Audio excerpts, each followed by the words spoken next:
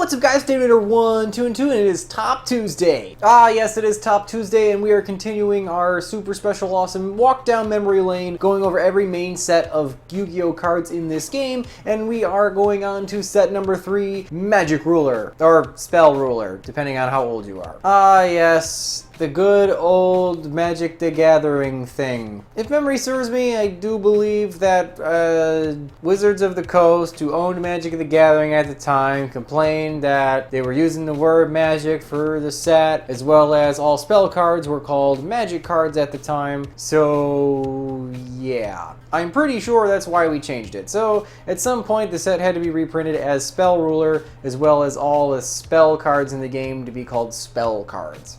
Don't quote me on that, but I'm pretty sure that's what happened. But not only is this set causing copyright problems, it's also 100% just the biggest, most broken set in the game, and probably will be for at least a few sets at this point. And when they say that it's Spell Ruler, oh do they mean it. Almost every single card on this list is a spell card. It's pretty crazy. Without further ado, we're just going to go over the same set of rules that we normally do, and that is we're going to try to look at these cards to the best of our ability in the set itself, without looking too much at least at other cards and viability of those cards. However, this set might be kind of unique because, well, you'll see why. Anyway, let's get started. Number 10 is the first of 2 monsters on the list, and it is Relinquished. Yeah, Relinquished actually came out in this set as an ultra rare. I think he's probably one of my favorite cards in the game, and as a cool, dark, level 1 spellcaster, you can still do some really cool stuff with it. What does he do? Well, this was actually before we had a lot of the problem-solving text in order to shorten certain text phrases and things like that. So Relinquished actually doesn't say, at least the Magic Ruler release of him, it doesn't say that he needs to be ritual summoned with his Black Illusion ritual card. I think they eventually eroded it to include it, but it's just kind of a funny little thing because people were actually really confused. They're like, wait, can you just play it? Like, it doesn't say you have to do it. It just says, it's just the spell card just says you can. Like, but no, yes, you must ritual summon it with its ritual card. Duh. Just a funny little note of history. But yes, what does he do? Well, he's got 0/0 level 1 Dark Spellcaster that can target 1 monster on your opponent's side of the field as an ignition effect and equip that monster to this guy. This thing's stats become that of the equipped monster, and if this thing would be destroyed in battle, you can destroy the equipped monster instead, and then we both take battle damage, not just me. Frankly, this card is actually still pretty good as far as, like, you know, ritual monsters are concerned. We don't have a ton of them in the game. They kind of are rather under-supported type of special summon, I would say. However, we did get the new Relinquished Thousand Eyes Restrict support as well, which makes him a little more viable, and frankly, he is still an excellent source of spot removal. I think his biggest problem would be the fact that his battle protection is only good for 1 attack, and battle protection in and of itself isn't that great even back then, because frankly, you could just crash into it and then, you know, crash into it again. Like, that wasn't a big deal. But even still, he was really, really cool, and there was nothing like stealing your opponent's Blue Eyes White Dragon and then having a big old Relinquished. It made you feel like Pegasus. Number 9 is the only other not limited card on this list, and it is Mystical Space Typhoon. Ah yes, good old MST. Does it negate? No. What does it do? Well, as a quick play spell, it can destroy 1 spell or trap on the field. That's it. This kind of 1-for-1 targeted destruction of back row has been pretty much the staple and the gold standard for what it is in order to pop back row for the entire life of the game. And pretty much up until we got something like Cosmic Cyclone, we really didn't have anything that could really truly replace MST. Dust Tornado is a trap card, so it's slow. Heavy Storm Duster, a trap card, so it's slow. Twin Twister, really, really good, but requires a discard. Some decks can't afford it. And then, like, Heavy Storm is banned. But no, MST pretty much solidified itself as solid spot removal for back row pretty much for the entire life of the game, and it came out in the 3rd set of the game. That's how long this card's been relevant, and it's just how very recently that we've gotten cards where people are like, yeah, I'm pretty sure MST is suboptimal, I should play something else. But that's really crazy. It took that long. Like, what, 15 years? That's crazy.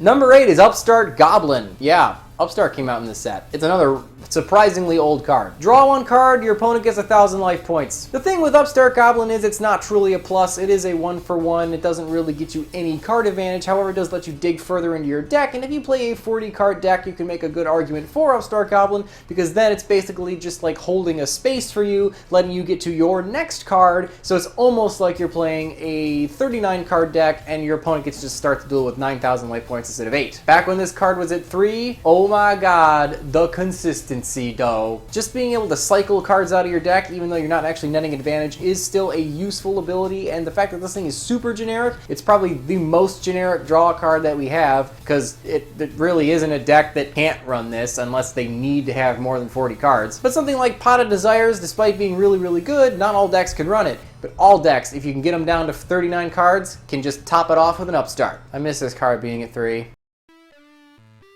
Alright, that's it. From this point on, this is basically ban list. Yeah, the rest of this video is pretty much just a goat-controlled deck profile, so take notes if you want to play that format. 7 is Cyberjar, the last monster you will see on this long, long list of broken spell cards. He's a dark level 3 rock-type monster, despite the fact that he has Cyber in his name and he looks like a machine. Go figure. And he is a flip effect monster. He's a flip effect monster, you say? How in the world could a flip effect monster be on the ban list? Yep, this thing's banned. It's at 0. You can't play it. Unless you're signing up for my Highlander tournament. Then you can play it at 1, like every other card in the game. Link in the description below. Marley, stop crinkling stuff. I'm recording it. Kitty. Ah, bad kitty. Alright, though. Really. Give me that. But anyway, what does he do? Flip effect! Destroy all monsters on the field. Then both players reveal 5 cards from the top of their deck and special summon any monsters that are revealed that are level 4 or lower in face of attack or face down defense position. Any cards that you couldn't special summon because they were either too high of a level, they couldn't be special summoned, or they are spell or traps, are added to your hand. And if you don't have enough cards to reveal all 5, reveal as many as possible. So this is not going to force you to deck out, basically. Oh yeah, the jar cards are all kind of broken in their own way. Sure, flip effects are really kind of slow. The fact that we have sub-terrors and shadals means there is prediction princesses. Means there is enough support for flips where if you had a really, really broken flip effect monster, you might actually be able to make it a viable option in order to deal with even the current meta. However, I'm not super positive he still needs to be banned, but what I will say is, in troll decks, this thing is absolutely fantastic. We almost don't care that we're, you know, nuking the board with like a dark hole effect. That's really probably the worst part of this effect. Nope, it's the fact that you can reveal 5 cards off the top of your deck and add any of the ones you can't special summon to the field to your hand. Meaning if you're playing just a bunch of spells, like some sort of cheesy draw, Exodia burn deck or some hooey, yeah, you can just add 5 on a flip. Yeah, this really would be probably one of the best T sets in the game going for it. Yeah, so Cyberjar is kind of broke. Is he too broke to have it won? Not super positive. You know, if you guys are playing the Highlander tournament and it turns out that he's just a freaking blowout every single time, then we'll know. But anyway, let's keep going. Snatch Steal. Yep, ban cards from this point on. It's an equip spell. Equip only to a monster your opponent controls. Take control of that monster. Your opponent gains 1,000 life points during each of their standby phases. Yeah, like I said in the last video of the series, that most of the cards that just take control of your opponent's monsters are just crappy versions of Change of Heart with some sort of restriction placed on them. But one could argue that Snatch Steal is probably arguably better. It's hard to say. Yeah, sure, if you activate this thing, your opponent can flip MST, which we can say because they came out in the same set, and it would make this thing resolve without effect, basically meaning you can negate it. But the fact that it's not permanent and giving your opponent 1,000 life points a turn is really not a cost. You could make an argument this is better than Change of Heart. And we had this off the ban list for one format and one format only, and everyone was just stealing games with it. And you know what? With Rule 4 in the game in full swing, I'm pretty sure these take control of your opponent's monster cards are probably more, usable and have tons more functions than they have ever had. Like, they get better over time, not worse. They don't get power creep, they get reverse power creep. So, can we have Snatch Steal back? I don't think so, but I mean, I'd give it a shot.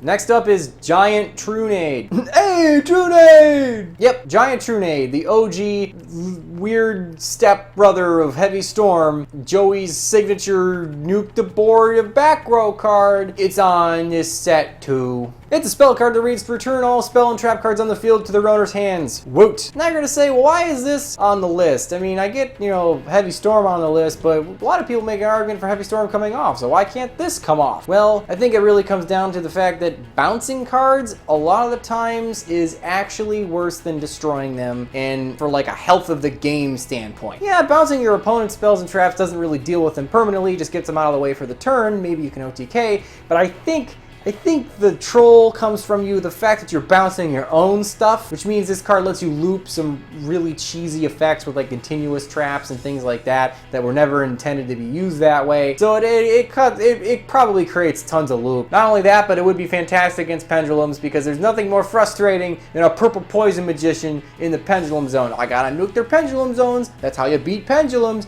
But if I pop the damn thing, it pops something on my field that's a pain in the butt. So I'm just gonna bounce it, and then I'm gonna swing for game. So yeah, this card's actually really pretty solid, and it would still be a really good, probably a staple. So could it come off the list? I don't think so, especially because we got Hate's Runade, which is probably an arguably much better card for balance. But yes, anyway, let's keep going. We're in the bottom 4, and everyone but number 1, you could probably change these around. It's really hard to say which one would be better than the other ones, and the reason why this one is at the spot it is because in this set alone, it's not super great, but this is one of those cards that's been so hardly reverse power creep that it could never come off the list in a million years, and that is Painful Freaking Choice. Oh, Painful Choice. What does it do? Well, would you like to Rhoda any single card in your deck that you want, and then Foolish Burial another 4? Yeah. Oh, play. Woohoo! Yeah, this card's broke. Like, stupid broke. Select 5 cards from your deck, any 5 cards you want. Your opponent picks one of those to add it to your hand, the other 4 go to the grave. So you don't get to technically pick the one that goes to your hand, but if you're playing this card in a deck, let's say like Burning Abyss, oh boy, there isn't a good option to give your opponent to their hand. Every single one of those is bad. Oh, if I give you your Farfa in your hand, that's not super great for you now, but you're also about to get 4 effects when those hit the grave. And what's stopping you from just pitching the Farfa with something else? You're going to do it anyway, probably to make Beatrice or something. Yep, this card is stupid. And it wouldn't just be Burning Abyss. Pretty much any deck can run this, and any deck would love the just absolute absurd graveyard setup of putting 4 cards in your graveyard that you get to pick. Screw Lightsworn and their random mill. They get to pretty much make a Judgment Dragon off of this. It just gets them there. It just gets them there. It's crazy. Yeah, this can never come off the list. This card's stupid. All right, number 3, Confiscation. It's going through the list on this on like wide or not what is it? The Yu-Gi-Oh wiki of Magic Ruler, and just going down the list, I was just like, all right, I'm just gonna go down and sweep and pull all the good cards, and then I'll just whittle them down from there. And then I started realizing, I'm like, oh my god, this is half the ban list of the spell section that all came out in the same set.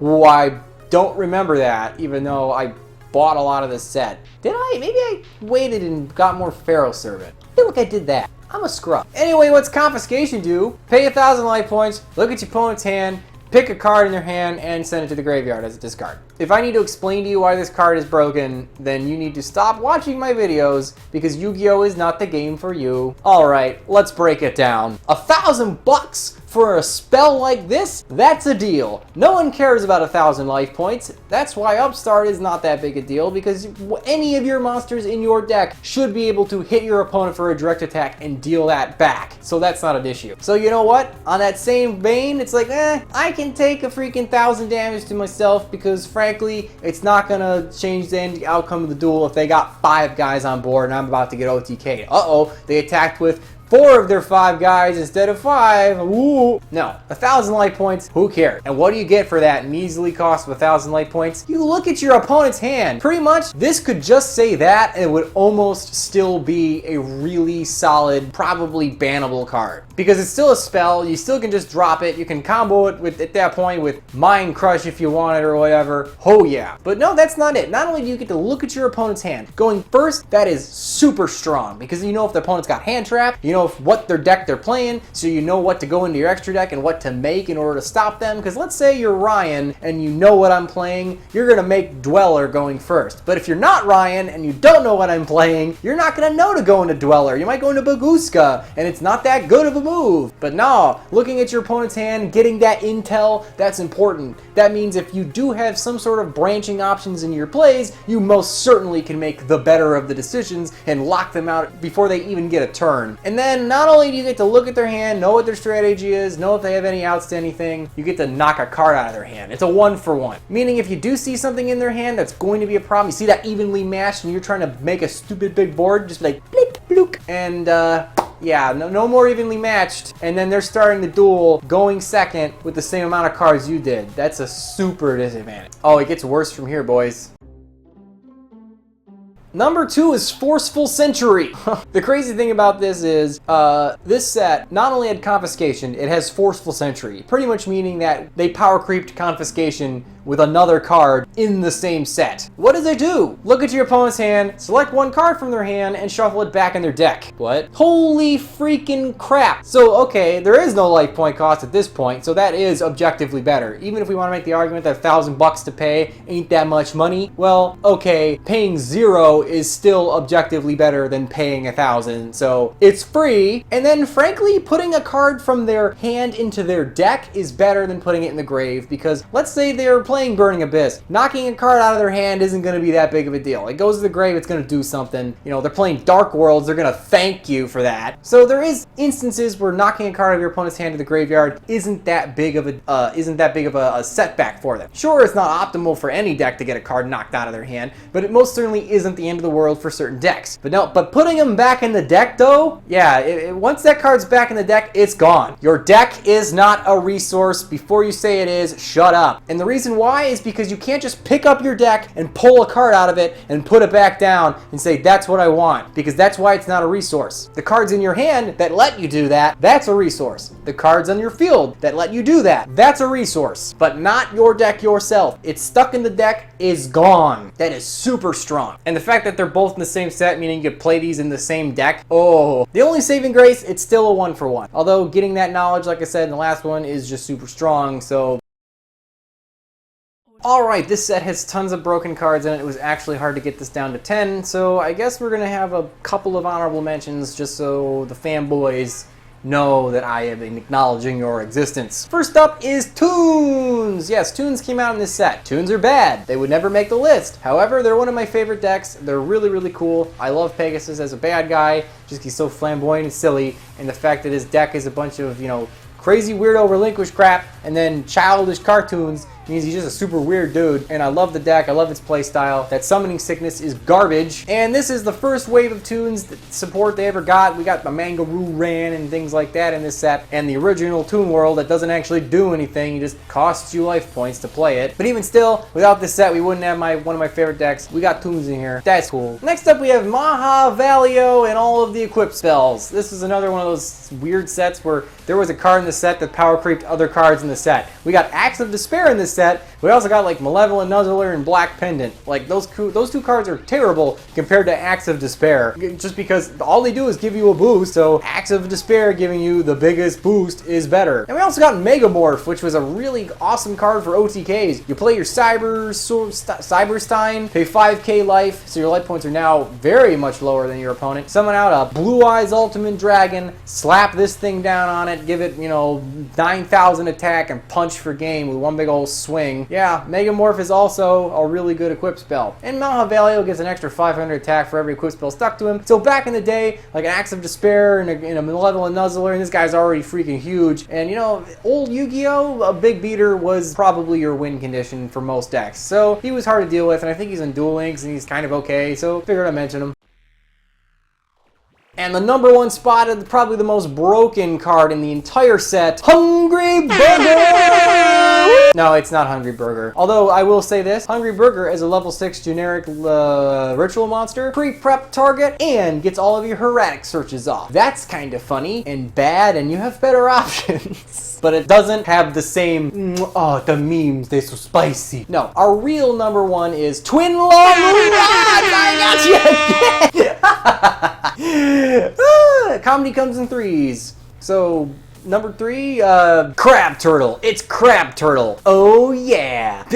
No, the real number 1 is Delinquent Duo. Yep. Not only did Forceful Century power creep Confiscation, we have a card that power creep Forceful Century. Delinquent Duo is disgusting. Pay 1,000 life points. Your opponent randomly discards 1 card in their hand, and then if they have cards left, they must discard another card. That one's their choice. Oh yes. Sure, this one doesn't give you the information of looking at your opponent's hand like the other 2, but the fact this thing is a hard +1, like, you know, we've got a hard +1 in Pot of Greed. Our other hard +1 in 1 card is this thing. Holy shit. And this is an offensive +1, not a defensive, like, resource gathering like Pot of Greed. No, this one's go on the offensive and make that opponent your enemy at locals for the nearest foreseeable future. And again, that 1,000 life points ain't too much. And sure, like I said, you don't get to see their hand, but the fact that you knock 2 cards out of their hand is way more valuable than just knocking 1 and getting some information. Sure, they get to pick one of them, meaning they might be able to discard something that they kind of want to, but if you go first, you hit them with this, they're starting the duel with 4 cards because they get to draw 1. Yep. Going second, you get to start the duel with less cards than the player going first. Not even the same amount, but less. Yeah, that's not good. The real trick would be get an Omega on the board, hit him with this thing, knock another one, you know, Confiscation, come at me, bro, draw 1, you're top decking in turn 1. Oh yeah, this card is disgusting. Just got reprinted in the Kaiba collection, so if you want a shiny one, you're looking to play GOAT, get your duos, man, get your duos. So anyway, guys, I hope you enjoyed this, basically a summary of the spelled section of the ban list. And hopefully we get to go to the next set of Feral Servant. Pretty sure it's Feral Servant. And maybe we'll have some more interesting cards, not just a bunch of broken crap. So anyway, guys, let me know in the comments below what you guys think. If there's any cards that I missed that you absolutely love in this set, be sure to include them because, like I said, there were a ton of really solid cards in this set. This set's actually kind of broke. And remember, guys, if you don't troll the meta, who will, I will see you guys next time for, I'm pretty sure it's Feral Servant.